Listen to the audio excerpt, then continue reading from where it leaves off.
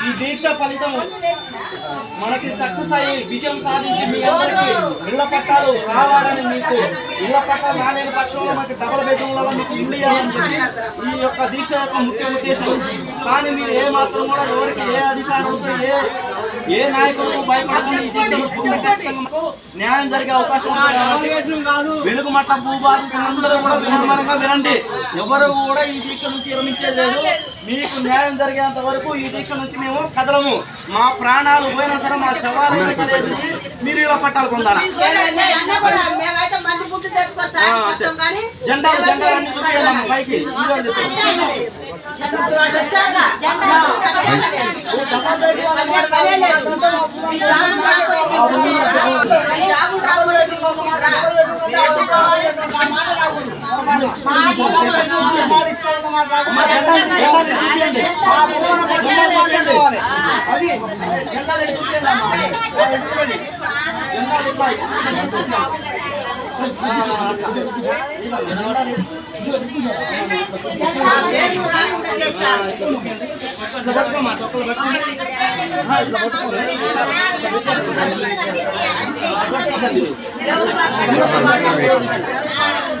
అన్నా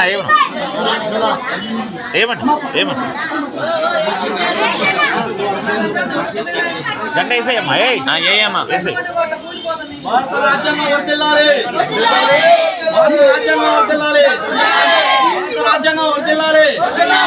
సాధిస్తాం సాధిస్తాం సాధిస్తాం సాధిస్తాం సాధిస్తాం సాధిస్తాం.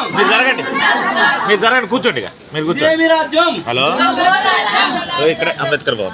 ఇదేమి రాజ్యం, ఇదేమి రాజ్యం, ఇదేమి రాజ్యం, ఇదేమి రాజ్యం, ఇదేమి రాజ్యం, ఇదేమి రాజ్యం,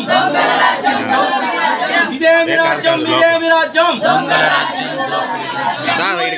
We want justice. We want justice. We want justice. We want justice.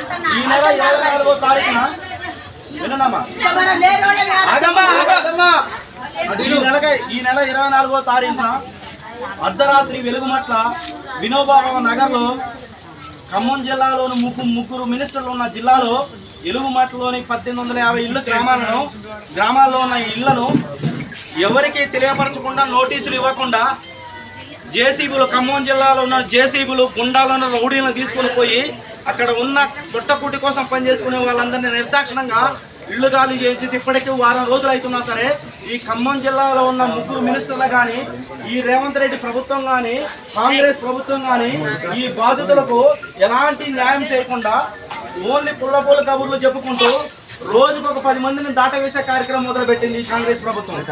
కాబట్టి మిత్రులారా, మనకు న్యాయం జరిగేంత వరకు ఈ యొక్క వెలుగుమట్ల భూదాన బాధితుల న్యాయ దీక్షకు న్యాయం జరిగేంత వరకు ఈ న్యాయ ఆమరణ దీక్ష విరమించే లేదని చెప్పి మీ అందరి సమక్షంలో తెలియపరుస్తున్న మిత్రులారా.